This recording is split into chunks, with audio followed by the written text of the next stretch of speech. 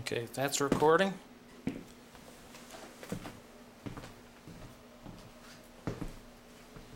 we're going to start this.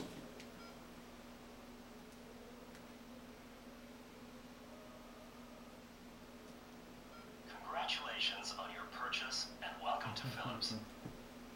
You're Philips digital voice tracer.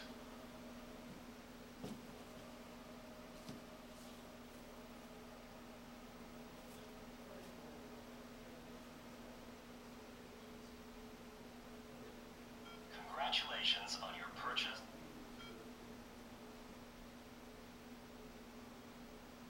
All right, we are recording. And this is Doug Cubson, curator of the Wyoming Veterans Museum. And I'm talking to our fellow veteran and museum volunteer, Adrian. Adrian, how do you properly pronounce your last name? Adrian Najera. Najera, okay. So we're just going to talk and just tell you right from the beginning, just kind of tell us when you were born and where you grew up and how you found yourself in the United States Army. Well, I was born in Denver, Colorado, February 2nd, 1990. I'm from Rawlins, Wyoming, and I enlisted into the Army, in 2009, 2010, somewhere, 2010. Okay. And I shipped out from Casper. That was pretty much the start of it. So you're like 20 years old? Yeah, like just barely turned 20. I think I turned 20 on the trip to basic. Okay. Because I remember staying in a motel room and I was like, oh, well, this is it, huh? Yeah. This is my birthday. So why did you join? Well, I always wanted to do something. My grandfather was a pretty big influence on me. He served during World War II, and I always just remember hearing his stories and listening to some of his stuff. And I always thought it was pretty cool. So I was always kind of fascinated with it ever since I was little. And then right out of high school, I didn't really know what I was going to do. So I decided that the military was it for old Adrian. All right. And you went to the good old 11 Bravo. Yeah, I was going to go as a combat medic. I actually had a decent enough ASVAB score to join as a medic, but this dude, I forgot his name, he showed me some old school YouTube like Ranger promo, and I know it was a Ranger promo. It was like some dude like going through the swamp and stuff, and like had a knife in his mouth, and he like beat these dudes up. He's like, do you want to do something like this? And I was like, yeah, I want to do something like that. And so I joined the infantry, and I found myself one day in basic training thinking about the same story while I was getting ready to ride a buffer, because we were buffing the floors. So, not exactly what he had told me. Pin that on, that might help us get a little better. Yeah, Okay. not exactly what he had told me I was going to be doing, but you know, there's worse jobs. So where'd you go to basic? Fort Benning, Georgia. Okay. So that was pretty fun. And you went right to AIT from there? Yeah, what do they call that? OSIT? One station unit training, OSIT, yeah. So it was like, what, like 3.5, almost 4 months, something like that, in Benning, running around in the woods. It was pretty cool. It was pretty hot there, and it got pretty cold, but that was a lot of fun. And so I guess initially I was like, oh man, these guys are my new brothers, which don't get me wrong, they are. But a lot of those friendships some of them kind of just trickled away.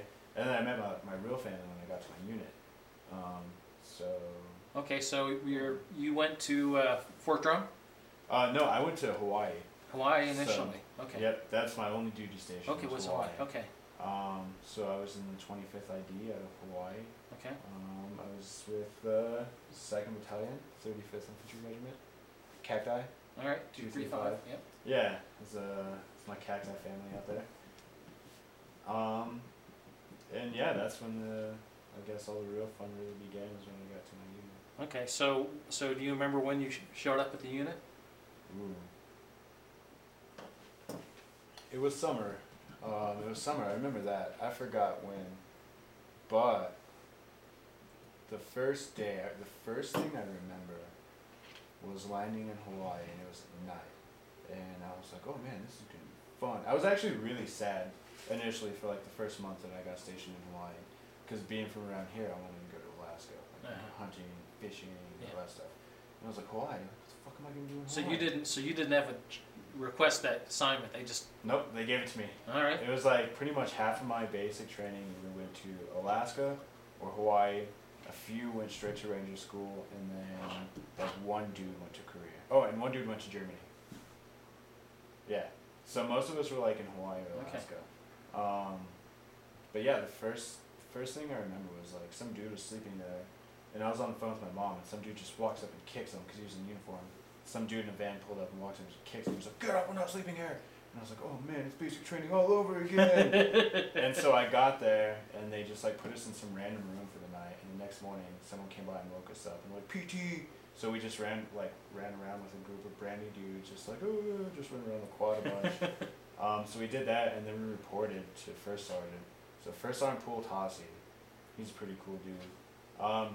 And then it's kind of like the Hunger Games, you know, like they lined everyone up and they're like, all right, we want to sponsor this guy, and we want to sponsor this guy. This guy's got a stupid face. He's not going to go very far in the military. And so like they did that whole thing, and I just remember thinking, I was like, oh man, like what the fuck? What is this, man?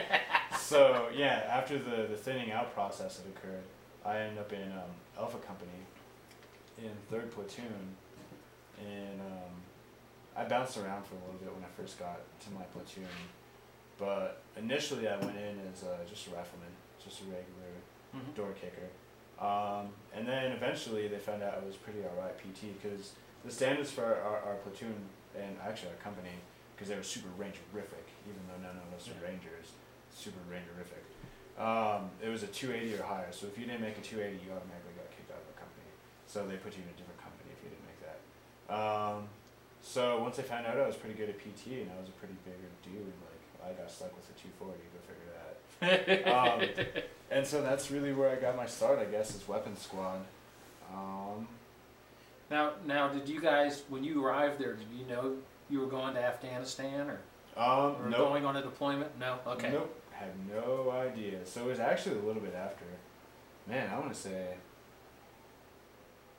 maybe like close to a year I had with my unit before we deployed. Okay, so you got a pretty good run done. So I was like the most senior cherry dude there was. Okay.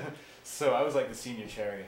But yeah, the first thing I remember like that next day was talking to First Sergeant Pool Tossi and like getting ridiculed, and I was like, I wish I was back home with my mom. And so that night I was stuck with, I forgot what squad I was even in. But anyways, I went out with some of the dudes, Longenecker and Newell, and they're like, we're going to the bar, and it was like Kimu's or something like that, like right off post. And they're like, we're going to the bar, and I was like, okay, let's do it, but I'm not 21, guys. Like, they're not going to card you. So yeah, no shit, they didn't card me because it's right off post, they want the business. Right. And so I get really drunk with these guys, and they're like, yeah man, you seem pretty alright. I was like, thanks guys, you too. And the next thing I know is Longenecker, he gets up and he's like, dude, that dude wants to talk to you over there. And I was like, what dude? You know, little 20-year-old private in the hair. I was like, what dude wants to talk to me? Alright, I'll go talk to him. So I get up, and lo and behold, Longenecker was saying, you know, I was not saying some nice things about him and his girlfriend. And so I go up there to try to make peace with him, and sure as shit, I get my ass kicked right in front of everyone. So I fought back, which is, I guess, a good thing, because that's what they were testing me for. And they took me outside. They're like, yeah, man, we just wanted to see if you put up a fight, if it came down to it, if you were going to puss out. And so there I was, like, oh, thanks, guys. And so I was sitting on this ledge, and I don't know what it was, but Longenecker really didn't like me at first. So he pushed me off this ledge, and I remember tumbling down. So I had to walk back across the gate and talk to the MPs, and I was all drunk and underage and beat up and bloody and dirty. So you started off right from 11 Bravo. Yep, and then I really did, and so don't get me wrong. I guess how would I say it? I was more made for like combat situations, I guess. Garrison was. You weren't a garrison trooper. Yeah, garrison wasn't really my thing. And the next weekend I went to a friend's house, and he had a wife, so obviously he had like on-post housing and stuff, and he had a kid on the way. So they had their own little place, and I was like, oh man, that's cool, we'll hang out there. Well, he invited a couple of his friends, because he went like a CAV unit or something like that. So he went with them, And so all his friends came over, and we got kind of loud. And then lo and behold, the MPs show up. And what does Private Najera do? The next week after he gets done talking to the MPs, and they're like, don't let this happen again. I jump off the second-story balcony and sprain my ankle, and I like run and low crawl all the way home to the parade fields and through through the blocks, and make it home. And so that was that. And I had a lot of kind of mischief like that go on between then and deployment. But yeah, no one ever told us that we were getting ready to go on deployment. And then just one day, we got another batch of like the second wave of new dudes, and our PL, Lieutenant Peterson, was like, all right, gents, come here, gather around. And so like, all right, and he's like, well, we're going on deployment. And I was like, all right, that's not so bad, And he's like, well, they're talking about sending us to Cop, Michigan, I think is what it was called. It's Cop, Michigan. And that was before it got shut down. And so he's like, do your research, blah, blah, blah. And then like maybe like a week after that, Restrepo came out. Mm-hmm. And so we had all figured out by that point that that's like the same general area Right. we were going to. And so the LT was like, this isn't a joke, blah, blah, blah. And he made all the new guys go watch it. And that was one of the saddest events in my life. I remember going to the movie theater. I was like, all right, man, let's see what this is all about. And I left the movie theater. I was like, oh my God. It's like, what the fuck? Like, I'm going to die there. Yeah. What the fuck is this? Why would he make us watch this? And so I ended up going and getting long in Acura. And I was like, all right, man, I need you to buy me some whiskey.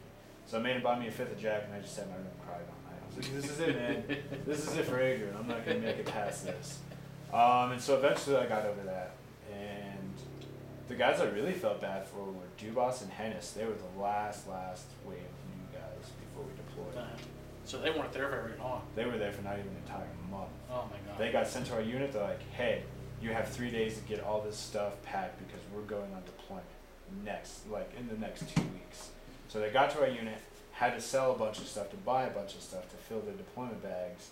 And then, so that was pretty much their introduction to the company, which was pretty cool. Nice. Yeah. So you at least knew you were going to Afghanistan the whole time. yeah, well, after like a couple months ago, and they're like, all right, we're going to Afghanistan. I was like, okay.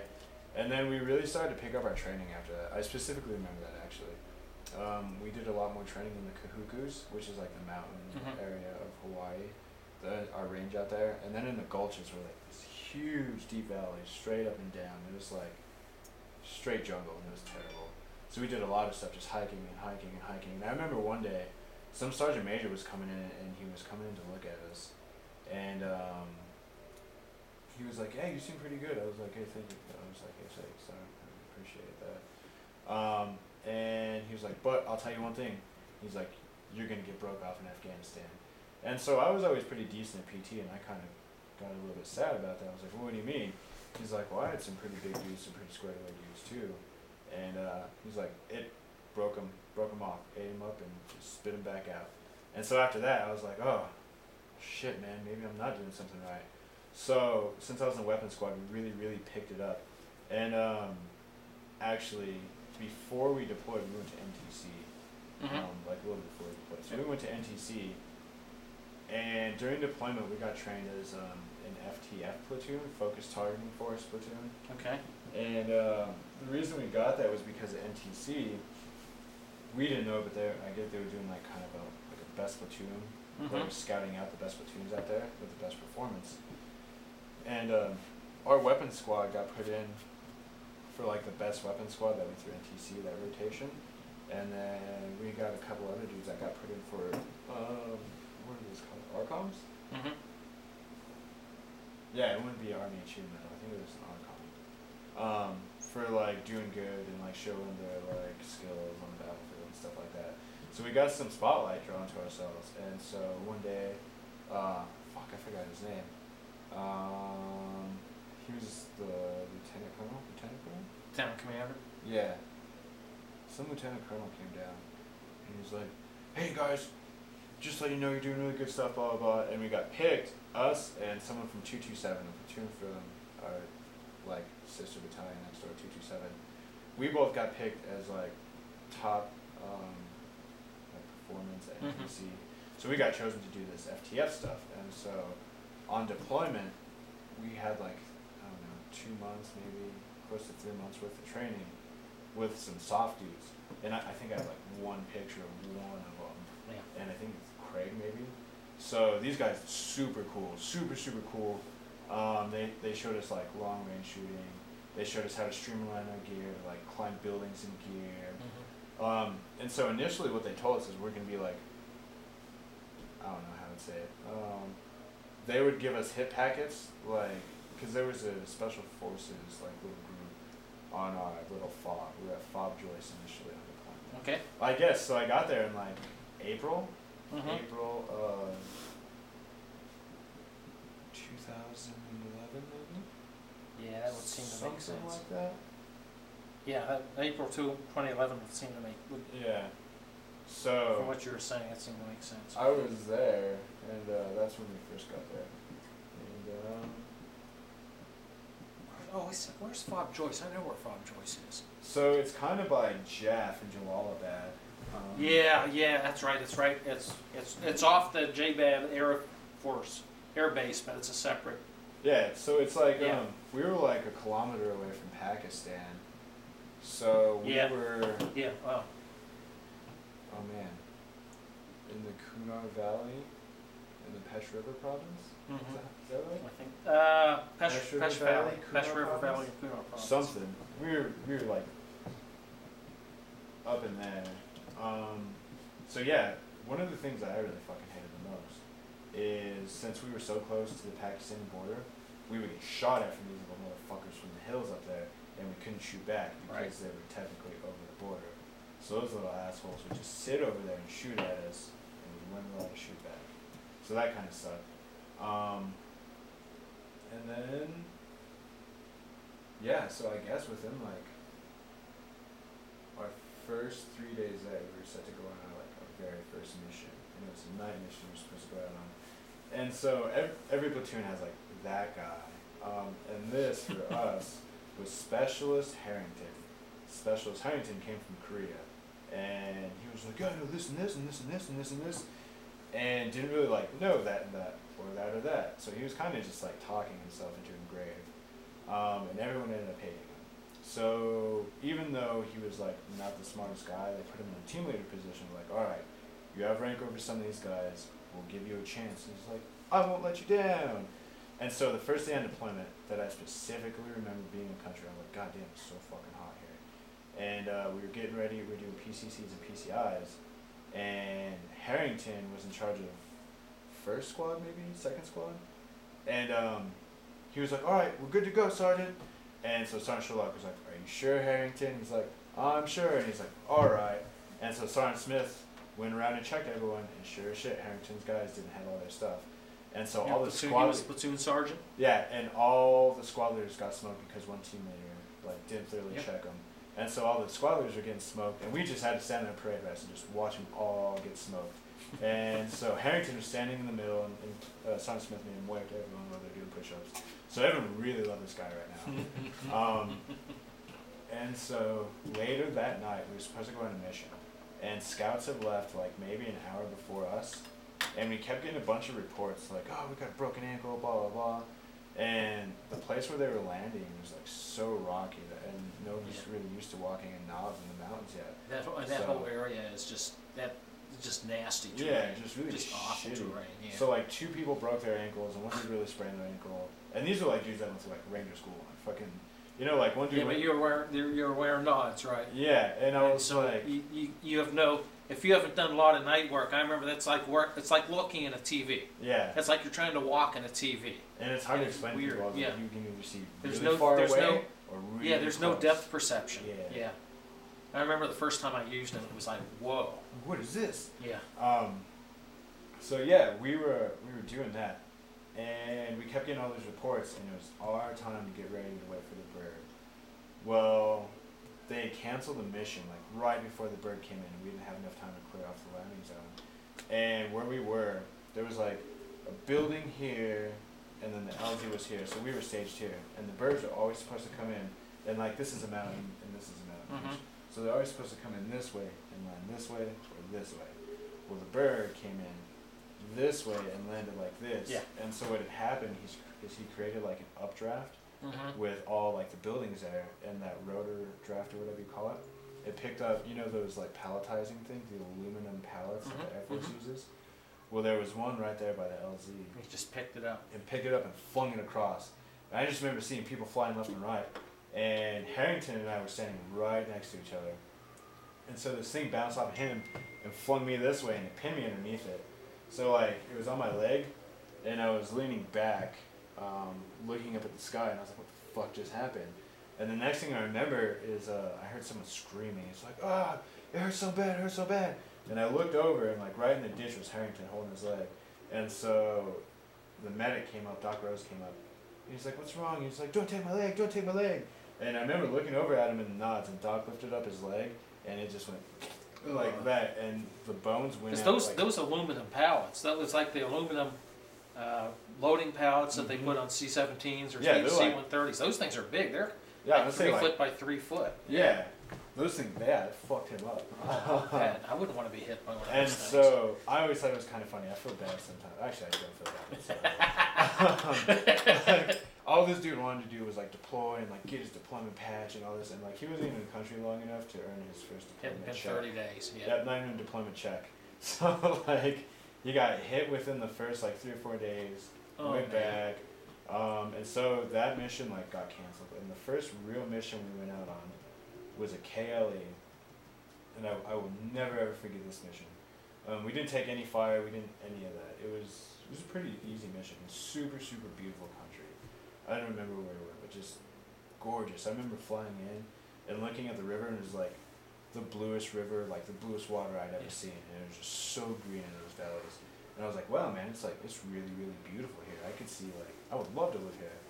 And so I remember just, like, looking in the hills and looking everywhere and just waiting to get shot at, like, just that anticipation of getting shot at for the first time. And none of that ever happened. So we went through everything and we went back to where the birds were going to pick us up. And we went to form our little perimeter, and Sergeant Carroll, who was then my squad leader for weapons support, was like, "Hey, Harry, take the gun over there. You can let Chuck go over there on that mound." And I was like, "All right, Sergeant." So we threw the 240 down. We were in position. I was like, "Wow, dude." I was like, "This mound is like, this is really squishy dirt, huh, Little Chuck?" He's like, "Yeah." And like, there's just something wrong. Like this dirt didn't look right. Like it was not the right color. And so I was like, "Man, this dirt fucking. There's just something weird about this." And so Sergeant Carroll comes running up and plops down next to us because the birds are coming in here. And McLeod comes up, he was the RTO, and he's like, "What the fuck are you guys doing?" And we look back and we're like, "What?" And he's like, "Yeah, that dude, one of the Hodges was telling the Terp, he's like, "Why are those people over there on that?" And he's like, "Well, you know, this reason and that reason." He's like, "That's where we've been shitting." And so like we were sitting in this big shit mound. Oh my and God. I looked up and I was like, "Sergeant Carroll, we need to move the gun now."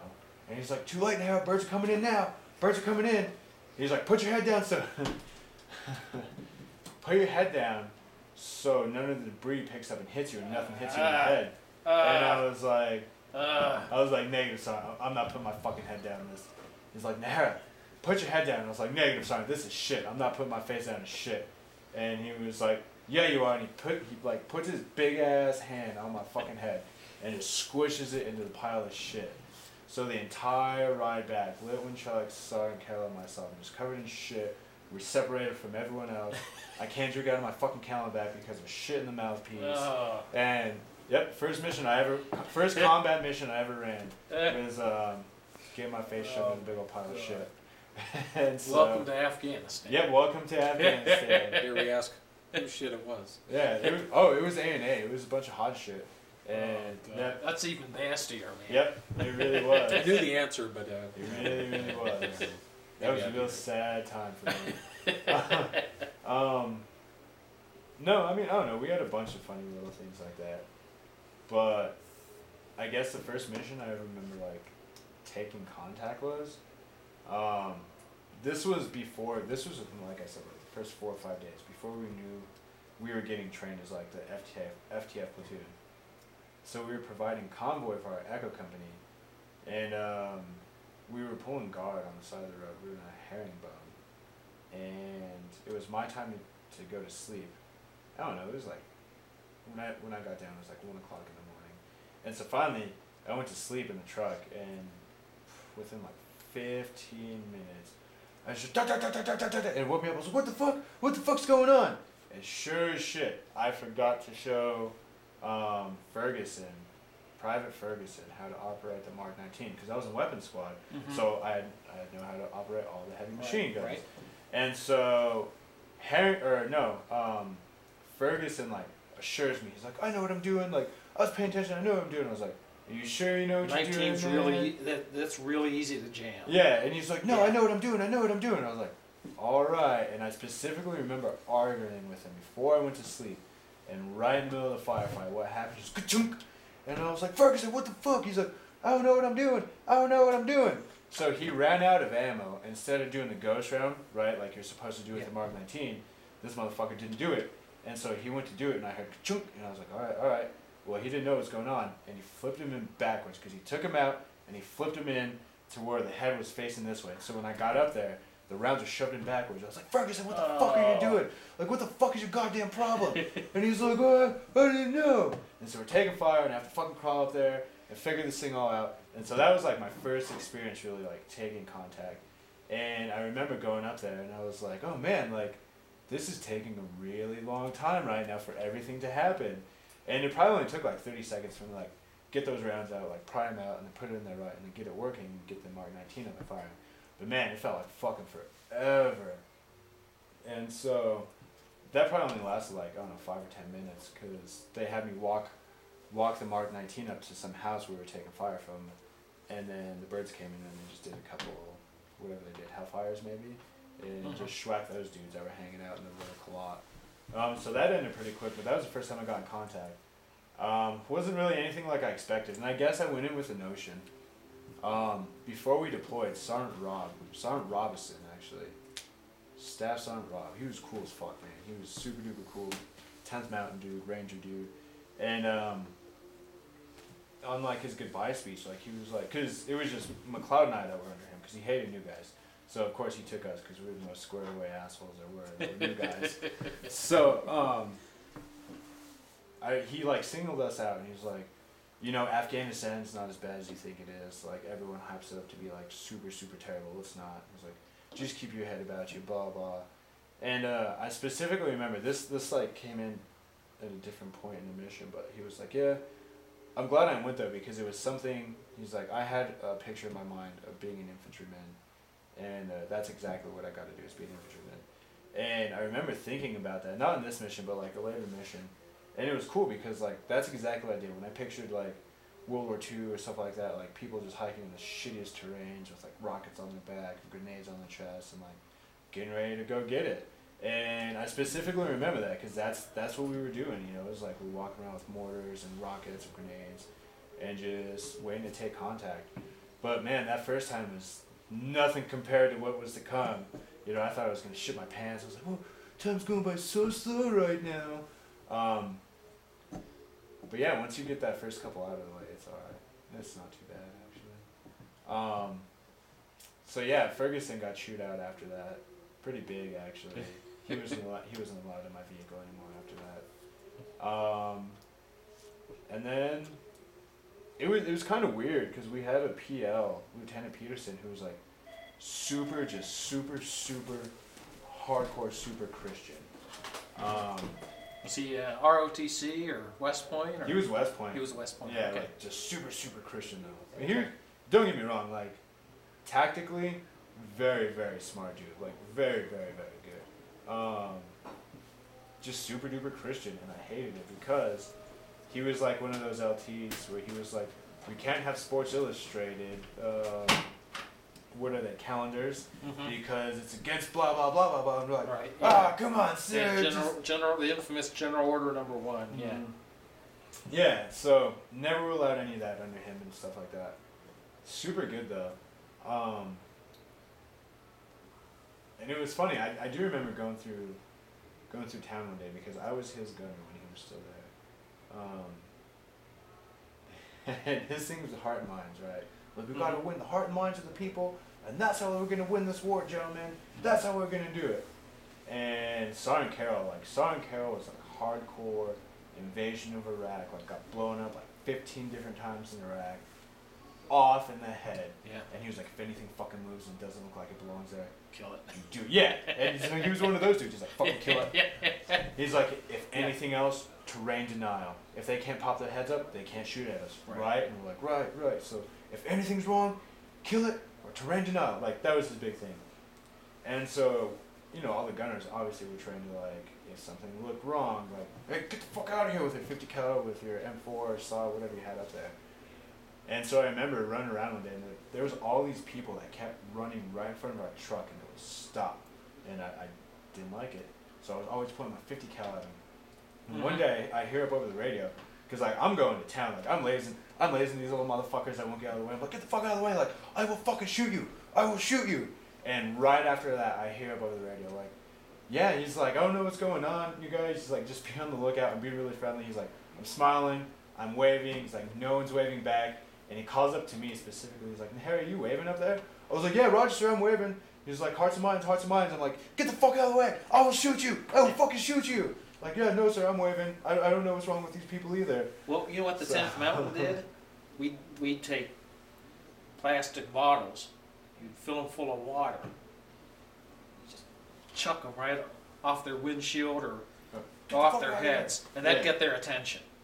Because, was Sergeant Carroll 10th Mountain previously? No, he was, oh man, he was out of Texas. Ooh. Because I remember I met a Sergeant Carroll in 10th. Nah, Sergeant Carroll was, what is Texas? The big, it's Indian. Is it cavalry? Is it? Well, first Cavs there. Is it? First Cavs, and I think mechanized. Yeah, they've changed every unit, but yeah, Fort Hood's all mech. Yeah, so that's who he was. He was a big black Sergeant Carroll. Okay. Off in the Sergeant Carroll unit was white. Okay. Fucking crazy as shit, but I loved him, man. He was cool as shit. But you know, one thing I'm really glad for actually is we had a lot of experience going into it, and I think that is what saved us. Like, Sergeant Sherlock, he squared the fuck away. He deployed with 101st, and then again with Hawaii, and then later on he went to be a sniper instructor and everything. But he was squared away. Sergeant Carroll, crazy as fucking shit, man. Went through the invasion of Iraq. He was really sketchy. He taught us a lot. So you had a year in Hawaii to build the unit and get prepped and build up and get ready for things. Yeah. So like I got to really like know these guys, you know, like. Yeah. And that's one thing I'm thankful for. Like, don't get me wrong. I wasn't always a garrison soldier. Like, I would get into a lot of fights, but I think I only fought like 2 of my dudes, which is for me that's pretty good. Because one thing that they always like preached about so much was like squad bonding, or team bonding, platoon bonding, and I hated it so much in Hawaii, but it paid off so much in Afghanistan because we were already close, you know. Yeah. Except for like Hennis and Dubas, they got fucked over. Like I said, like, oh, you guys have less than a month. We're going to Afghanistan. Surprise. Yeah. So that's tough. Yeah, they were so sad. But you know, we had a real strong bond before we like went into anything. Like NTC, we really bonded there. Like we really got close to each other. Good old Fort Irwin. Yeah. Lovely place. It was. And I think, you know,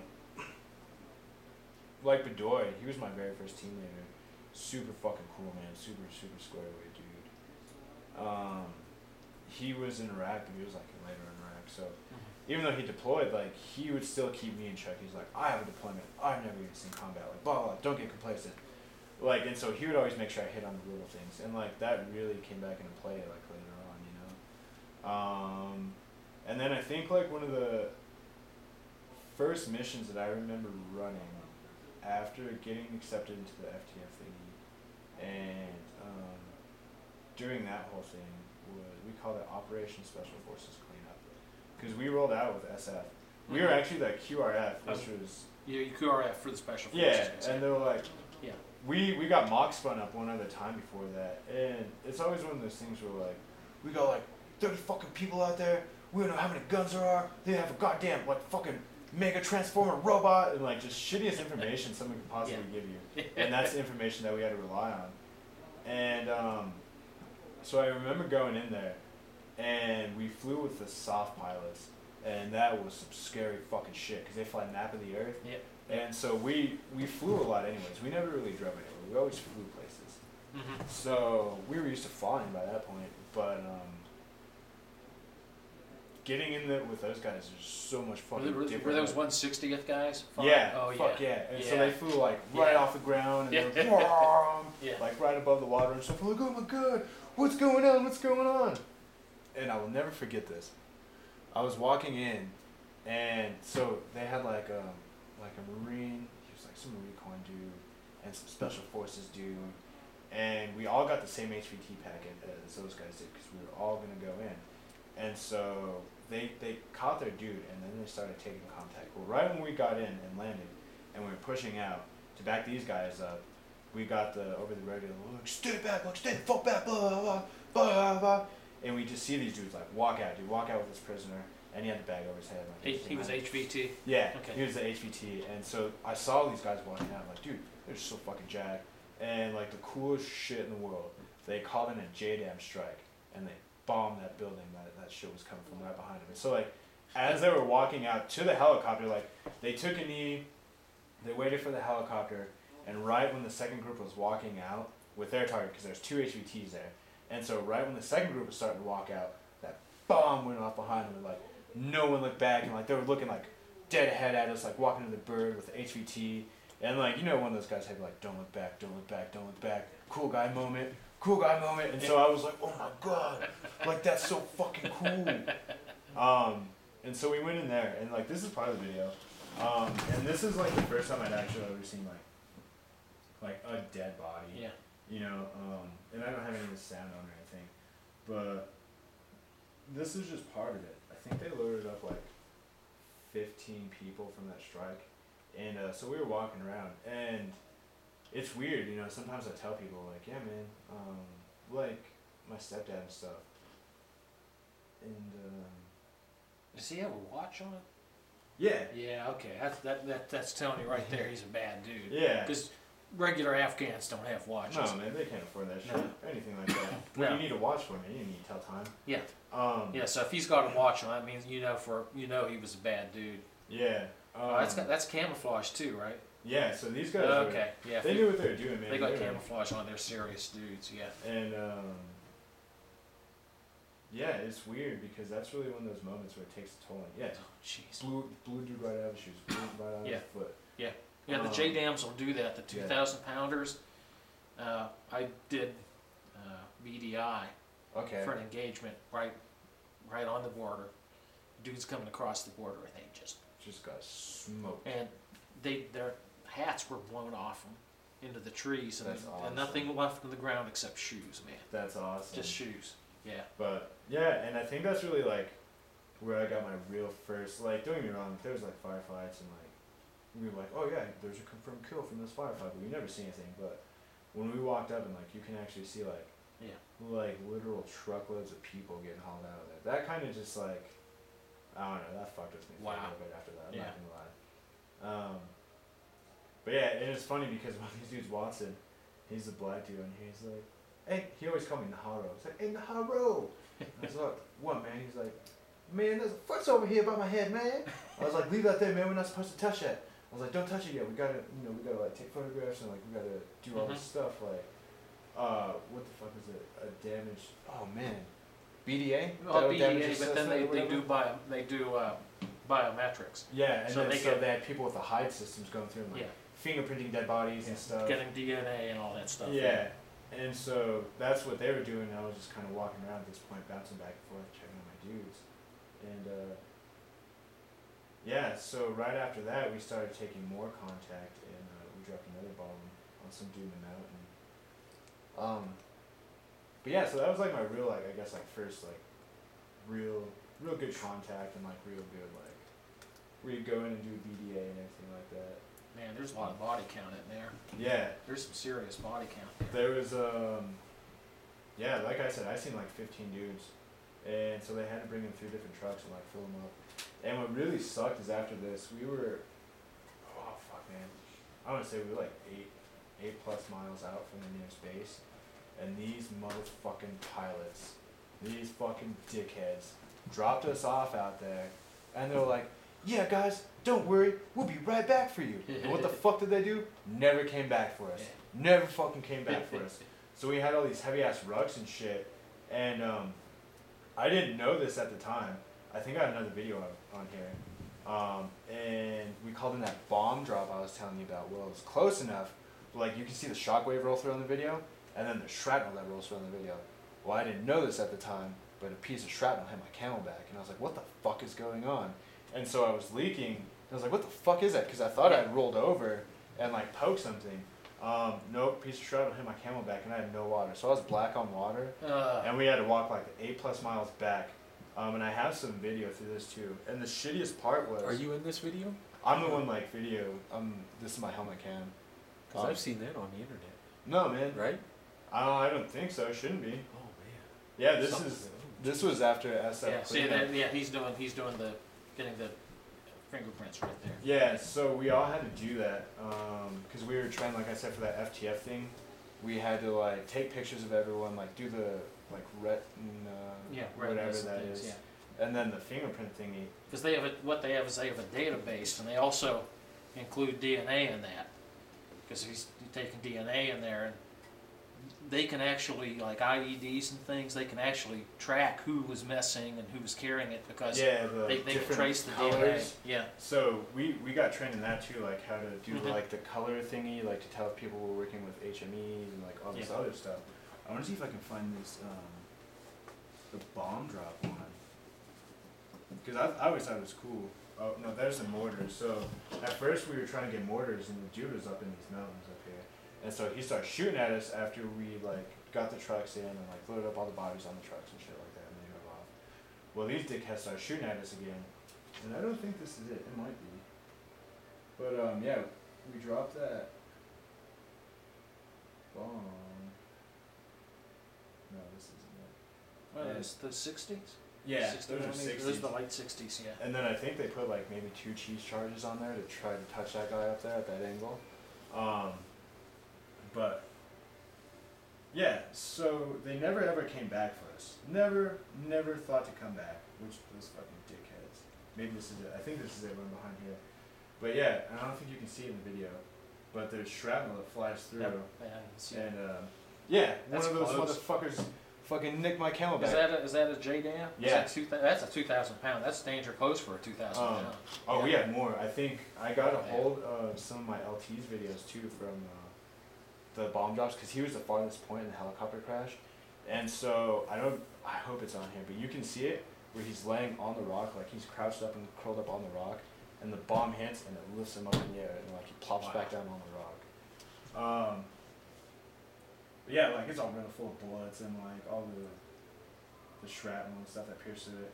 So anyways, we ended up walking back. It was so fucking hot, and we walked back the entire way, and we went through 2 different villages on the way there. And the first one, I thought for sure we were gonna get hit or something, because we made a lot of noise out there with those bomb strikes, and especially with a couple different helicopters coming in too, because those guys, that hill right there. I saw the Apache go over real quick there. Yeah, so the special forces guys, they got dropped off behind that hill, and then they walked in, and then that's when they started getting contact, and they called for us, the QRF guys, and then we started flying in, and so on the way out, we thought for sure we were gonna get fucked up by someone down here in these villages that were waiting for us, but we didn't take any contact, and we made it through the first village, and as soon as we got close, our interpreter, like, he put his mask on and everything, and everyone put their like little face things on, and I was like, why are you doing that? Because this was like